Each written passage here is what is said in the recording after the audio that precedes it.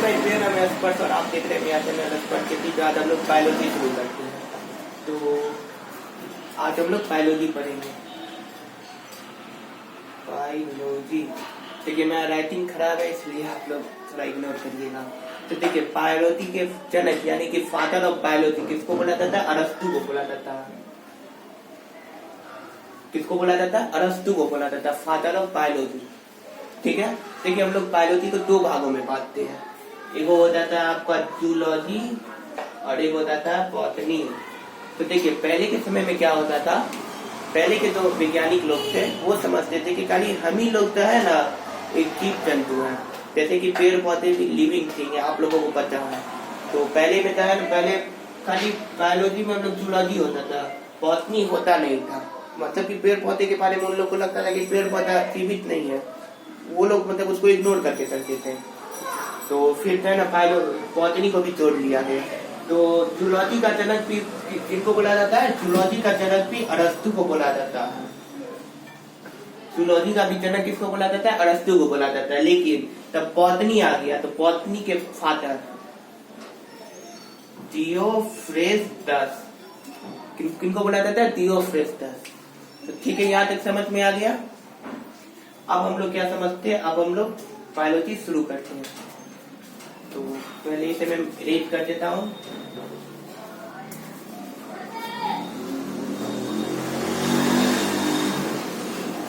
तो चलिए हम लोग अब अपना मेन बायोलॉजी शुरू करते हैं। तो बायोलॉजी में सबसे पहले हम लोग सेल के बारे में पढ़ेंगे। किसके बारे में पढ़ेंगे? सेल के बारे में पढ़ेंगे। तो सेल का खोज कौन किया? देखिए, सेल का खोज किया रॉबर्ट हुक। किन्होंने खोज किया? रॉबर्ट हुक ने सेल को सर्वप्रथम खोजा था। देखिए, सेल एक झिल्ली में रहती है। झिल्ली को इंग्लिश में मेम्ब्रेन बोला जाता है। सेल किस में रहती है? कोशिका झिल्ली। कोशिका की है इसलिए इसे बोला जाता है कोशिका झिल्ली। ठीक है, कोशिका किस में रहती है? कोशिका झिल्ली में रहती है। कोशिका की खोज किसने किया? कोशिका की खोज किया रॉबर्ट ब्राउन ने, ये रॉबर्ट हुक ने। कोशिका की खोज किसने किया? रॉबर्ट हुक ने। अब हम लोग समझते हैं कि बड़ी कोशिका और छोटी कोशिका। तो अगर ओवरऑल में लिखा जाएगा बड़ी, तो बड़ी कौन होता है? शुतुरमुर्ग का अंडा। कौन होता है? शुतुरमुर्ग का अंडा। शुतुरमुर्ग का अंडा। अब ऐसा नहीं है कि आप इसको आंख से देख लीजिएगा। शुतुरमुर्ग का अंडा इतना बड़ा होता है, ये सबसे बड़ा कोशिका का बना हुआ होता है। आपको इसे भी माइक्रोस्कोप लगा करके देखना पड़ेगा, लेकिन ये ओवरऑल में सबसे बड़ा होता है। और सबसे छोटा कौन होता है? माइकोप्लाज्म। कौन होता है सबसे छोटा? माइकोप्लाज्म। माइकोप्लाज्म कौन होता है? ओवरऑल में सबसे बड़ा शुतुरमुर्ग का अंडा और सबसे छोटा माइकोप्लाज्म। यहां तक आ गया आप लोगों को समझ में? चलिए फिर हम लोग आगे बढ़ते हैं।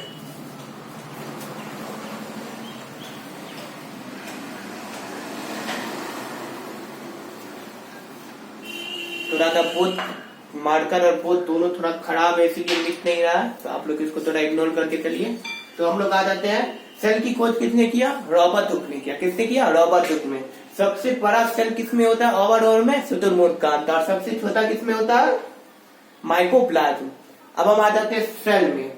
तो सेल का खोज किया Robert brown, Robert Hooke, sorry मैं रॉबर्ट ब्राउन गलती से बोल दे रहा हूँ, रॉबर्ट हुक ने किया।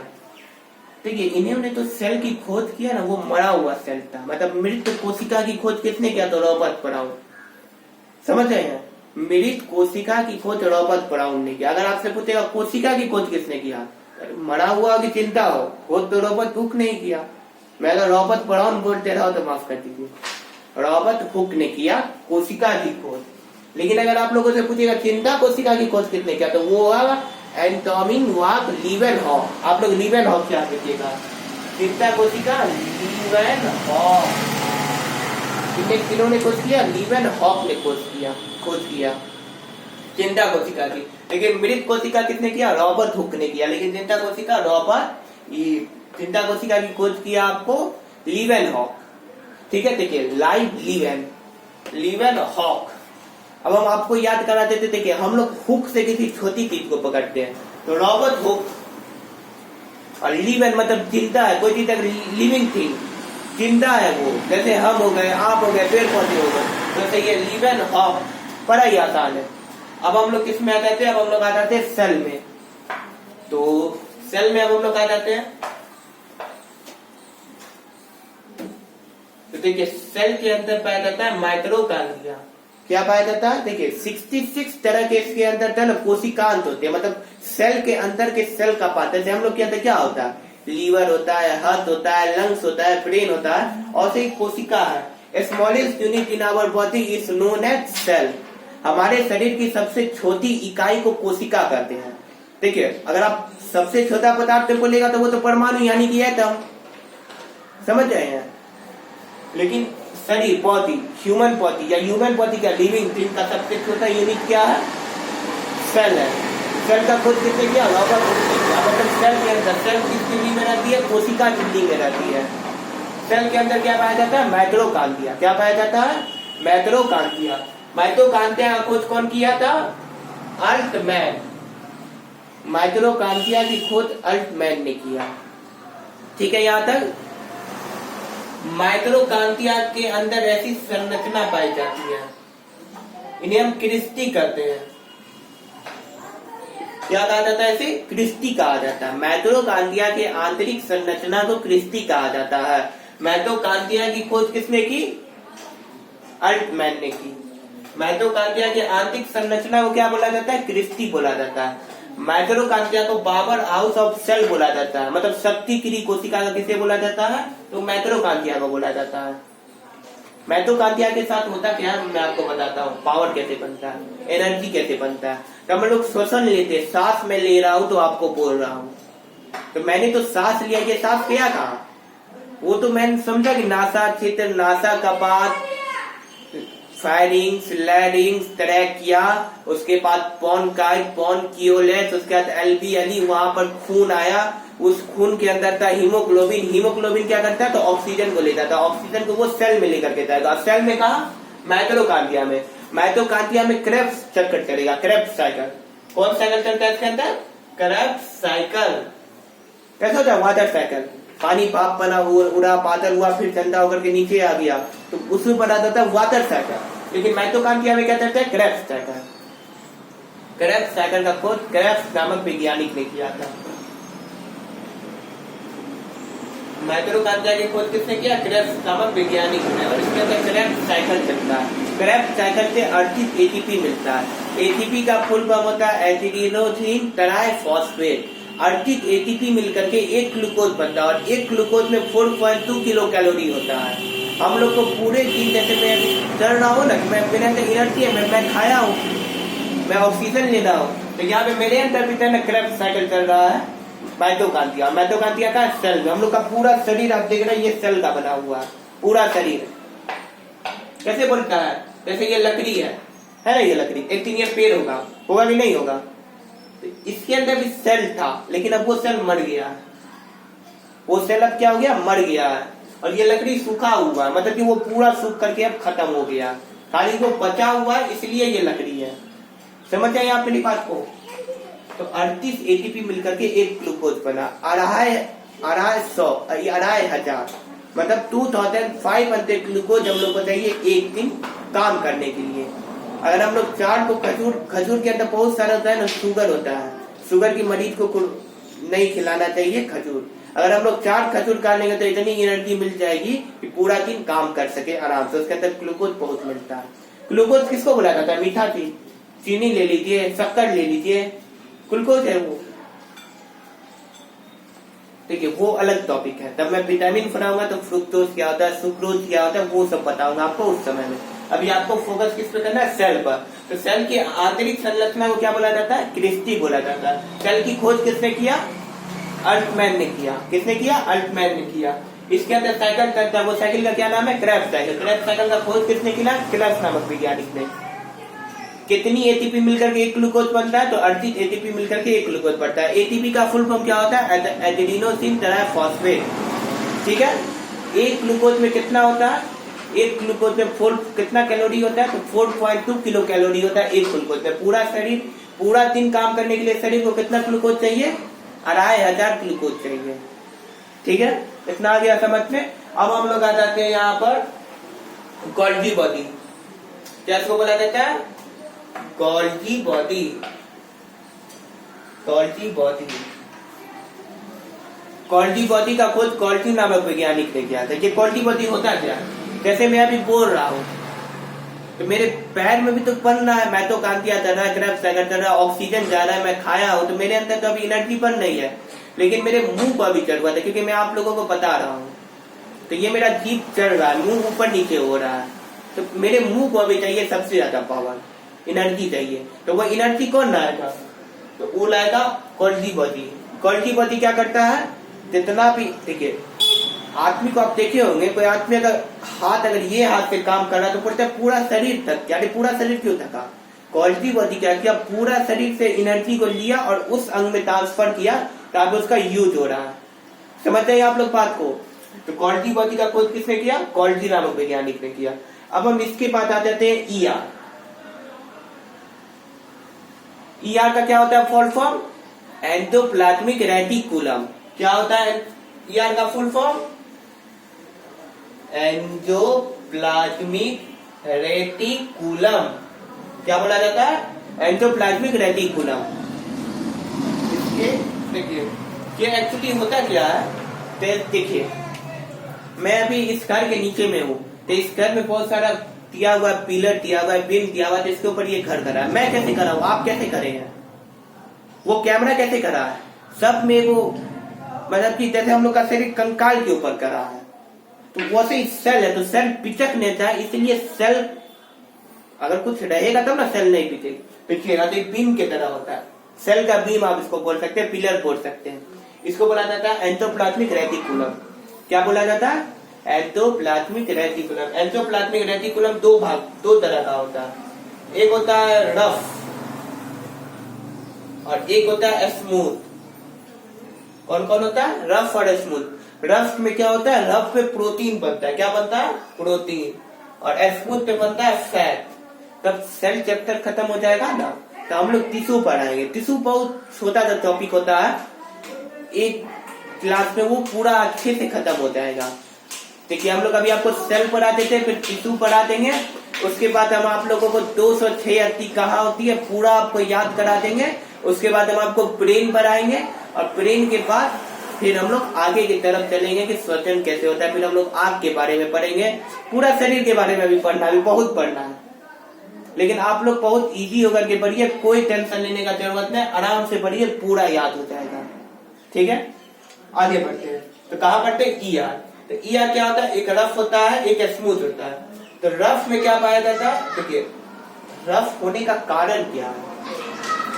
आखिर रफ में प्रोटीन बना है, प्रोटीन कौन बना रहा है? प्रोटीन बना रहा है वो सब हम आपको आगे पढ़ रहे हैं, आप लोगों को अपने आप सारा बात क्लियर हो जाएगा। चैप्टर एक्चुअली बहुत लंबा है, एक वीडियो में नहीं होगा, मैं कोशिश करूंगा 2 वीडियो में इसे पूरा खत्म कर देने का। वैसे लगता नहीं है 2 वीडियो में होगा, लेकिन मैं कोशिश करूंगा कि 2 वीडियो में खत्म हो जाए। 2 नहीं होगा तो 3 होगा, इससे ऊपर नहीं जाएगा, आराम से खत्म हो जाएगा, कोई टेंशन लेने की जरूरत नहीं है। तो रफ में क्या बनाया जाता है? प्रोटीन, और स्मूथ में फैट। देखिए आप इसे समझ लीजिए ईआर है, ये हो गया ऊपर वाला पार्ट, यहाँ पे क्या बनेगा? ये स्मूथ है, स्मूथ में क्या बनेगा? फैट बनेगा। आप तेल देखते हैं, घी देखते हैं, क्या है वो? फैट है। क्यों बोलता है तेल मत खाओ, घी कम खाओ? क्यों बोला जाता है? कहीं मोटा नहीं हो जाए आदमी। तो और से स्मूथ है, इसका मतलब सीधा याद रखिए, स्मूथ में क्या होता है? फैट। तो स्मूथ एंडोप्लाज्मिक रेटिकुलम में क्या बनेगा? फैट बनेगा। और नीचे क्या होता है? नीचे रफ होता है। रफ में क्या बनता है? प्रोटीन बनता है। अच्छा एक बात बताइए, ये रफ हुआ क्यों? प्रोटीन बनना है वो तो मैं भी समझ रहा हूँ, ये रफ हुआ क्यों? किसके उपस्थिति के कारण ये रफ हो गया? ये राइबोसोम के उपस्थिति के कारण रफ हो गया। चलिए ईआर खत्म हो गया, बस इतना ही था ईआर में। ईआर 2 तरह का होता है, रफ और स्मूथ। रफ में प्रोटीन बनता है, स्मूथ में फैट बनता है। इसको शरीर का नहीं, कोशिका का कंकाल बोला जाता है। क्या बोला जाता है? कोशिका का कंकाल। कोशिका को पिचकने से ये रोकता है। अगर मान के चलिए, अगर ये मेरा हाथ में अभी हड्डी, अगर हड्डी का रहता मैं इसे पिचकाता, लेकिन नहीं ना पिचक रहा, क्योंकि यहाँ पे हड्डी है, कंकाल है। तो वैसे ही इसका कोशिका के कंकाल किसको बोला जाता है? Endoplasmic reticulum. अब हम आ जाते हैं राइबोसोम पर। देखिए पोत एक्चुअली होता है, मैंने बड़ा पोत का ऑर्डर किया है, इस संदेश में दुकानदार ने बोला है कि पोत आ जाएगा, उसके बाद वो पोत लगभग बड़ा है, इसका ट्रिपल साइज का है, ठीक ना। वो पोत पर आने दीजिए, तब आप लोगों का ऐसा नहीं होगा दिक्कत। नहीं तो मैं ऐसा करता हूँ, राइबोसोम को यहाँ पर बताता हूँ, ठीक है। तो मैं आ जाता हूँ कहाँ पे? राइबोसोम। ठीक है, राइबोसोम कहाँ पर पाया जाता है? तो राइबोसोम सेल के अंदर पाया जाता है, लेकिन सेल में भी कहाँ पर पाया जाता है? तो रफ एंडोप्लाज्मिक रेटिकुलम में, यानी कि रफ ईआर में पाया जाता है। कहाँ पाया जाता है? रफ ईआर में पाया जाता है। देखिए ये प्रोटीन का निर्माण करता है, 20 एमिनो एसिड मिलकर के प्रोटीन बनाता है, वो मैं आपको कभी और बताऊंगा। सेल चैप्टर में वो भी पढ़ना है, वो कभी और मैं आपको बताऊंगा कैसे बनता है, ठीक ना। अगर एक ही बार में सारा बात आपको बता दूंगा, दिमाग कंफ्यूज होने लगेगा कि इसमें क्या था, इसमें क्या था। तो कहाँ पढ़ते हैं? हाँ, राइबोसोम क्या बनाता है? प्रोटीन बनाता है। प्रोटीन के ही कारण हम लोग का शरीर ग्रोथ करता है। पल्स यानी कि दाल के अंदर प्रोटीन होता है। अगर कोई आदमी प्रोटीन कम खाएगा तो क्या होगा? उसका शरीर का ग्रोथ नहीं हो पाएगा। क्यों बोला जाता है कि बच्चे सबको प्रोटीन खिलाइए, अच्छा सामान खिलाइए, दाल पिलाइए, अच्छे से खाना वो खाए। क्या जरूरत है? कार्बोहाइड्रेट तो समझे भाई, लेकिन प्रोटीन क्यों चाहिए? प्रोटीन शरीर का ग्रोथ करता है। किसी आदमी को प्रोटीन कम मिला तो उसका शरीर ग्रोथ नहीं कर पाएगा। और खास करके ब्रेन को तो एकदम भरपूर मात्रा में प्रोटीन, विटामिन, कार्बोहाइड्रेट चाहिए, नहीं तो क्या होगा? दिमाग कमजोर हो जाएगा, ऐसा होता है। लेकिन कोई आदमी ये मत सोचिएगा दिमाग कमजोर है, पढ़ने से क्या नहीं होता। बहुत बात है, अभी आप लोग बच्चे, खाली आप लोग ये जानिए 9th क्लास का ये टॉपिक है, लेकिन अगर आप लोग साइंस लीजिएगा तो बीए में भी यही पढ़ना रहता है। खाली 9th में थोड़ा कम है, खाली पढ़ा देगा राइबोसोम होता है, ईआर होता है, माइटोकॉन्ड्रिया होता है, पावरगिरी बोला जाता है, हो गया बस। 9th पे इतना ही है। और ग्रेजुएशन में पढ़िएगा तो इतना सारा बात पढ़ना पड़ेगा, कोई टेंशन नहीं है, आराम से पढ़िए। तो राइबोसोम हो गया। अब क्या आता है? अब एक आता है वैक्यूल्स। क्या बात बोला जाता है उसको? वैक्यूल। देखिए हम लोग तो अगर पानी पिए तो पानी कहाँ गया? गले से होकर के पेट में गया, लेकिन फिर पेट में जाने के बाद वो पानी हुआ कहाँ? गया कहाँ? हम लोग के शरीर में बोला जाता है कि 60% पानी है। क्या 60% पानी आदमी के पेट में नहीं ना है? कभी बोलते हैं कि वो भूख लगा होगा, पेट में कहाँ रहेगा? पेट में स्मॉल इंटेस्टाइन, लार्ज इंटेस्टाइन, उसके बाद पेट है, कहाँ रहेगा वो पानी? पेट में तो खाना रहता है, पानी कहीं नहीं रहता है पेट में। पानी कहीं भी रुक नहीं सकता है। हम लोग के चमड़ा से पसीना क्यों निकलता है? कभी सोचे हैं? कहीं कब चलते तो नहीं बताते पानी निकलने लगा है। बिहार में बोला जाता है कि पानी निकल रहा है मेरे गाँव से। क्या है पानी? पानी आ कहाँ से रहा है? समझे कभी? देखिए पानी क्या है? वैक्यूल। हम लोग के शरीर में तो 60% पानी है, वो यही वैक्यूल्स के अंदर। अगर कोई आदमी 100 किलो का है तो 60 किलो उसके शरीर में खाली पानी है, समझते हैं? तो वैक्यूल्स क्या करता है? तो पानी स्टोर करता है, ठीक है। राइबोसोम हो गया, माइटोकॉन्ड्रिया हो गया, गोल्गी बॉडी हो गया, ईआर हो गया। अब हम लोग आ जाते हैं सेंट्रोसोम पर। इस सेंट्रोसोम क्या होता है? ये सेंट्रोसोम क्या होता है मैं आप लोगों को बताता हूँ। जैसे कि आप लोगों ने देखा होगा, और मैं मान के चलिए यहाँ एक बार हाथ कट किया था, देख रहे कैमरा में शायद पता चल रहा होगा। तो ये बढ़ कैसे गया? आप लोगों को चोट लगता होगा, चमड़ा चिल्लाता होगा, कभी किसी का हाथ टूट गया तो क्या करता है डॉक्टर? डॉक्टर कुछ नहीं करता, एक्सरे ले लेता है, देख लेता है, हाँ ठीक है, पीओपी प्लास्टर और पहले जिप्सम लगा करके ऐसे तान देता है। अब आप लेकर के घूमिए अपना